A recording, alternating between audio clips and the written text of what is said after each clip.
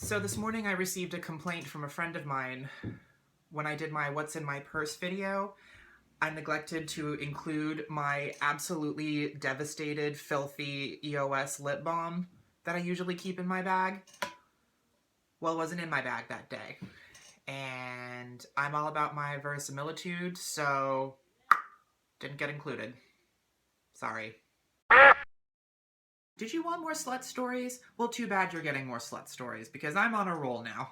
So, part of the reason that I'm kind of the slut of the group is because I'm really bad at saying no to having sex.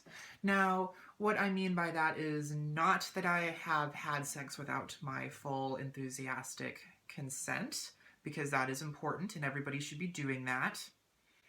But rather, sex is a very meaningless thing to me. And what I mean by that is I think a lot of people put sort of undue importance on mashing genitals together, whereas I don't.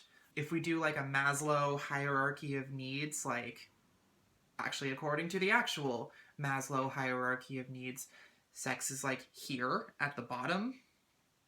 And then things just go up from there until we reach, self-actualization. It's the same thing for me. Sex is kind of like bottom tier. I can do that with anybody. It's sort of after that things become important and intimate and stuff like that, rather than, I think a lot of people do the opposite, which would be get the emotional shit first and then culminating with physical activity, which, I don't know. That's just not me.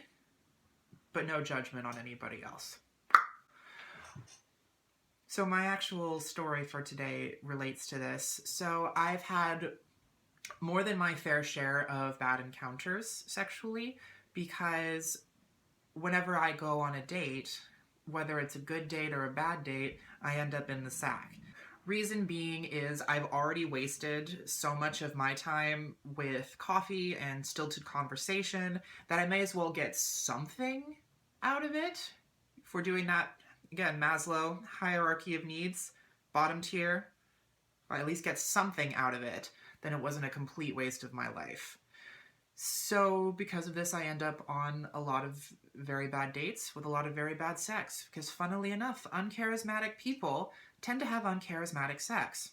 Now, normally I just get the encounter done and then send them on their way with a, yeah, let's keep in touch. Let's keep in touch. Let's not keep in touch. One day, though, I guess was different.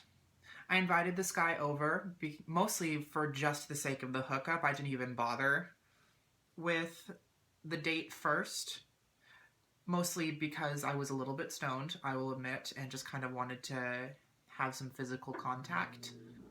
But I invited this guy over, and when I tell you that he kissed like a koi fish that hadn't seen food in 3 days, that is an understatement.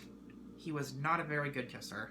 He was not very good at anything that he did, unfortunately.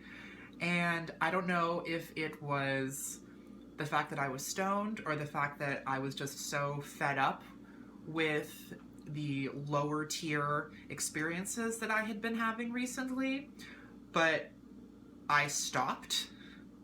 Just mid-moment, I stopped, and I said to him, "You suck at kissing."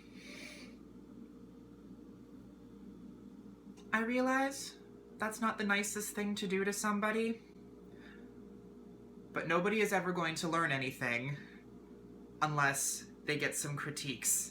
I'm a bitch, I'm a mother, I'm a child, I'm a lover, I am a sinner, I'm a saint, and I do not feel ashamed.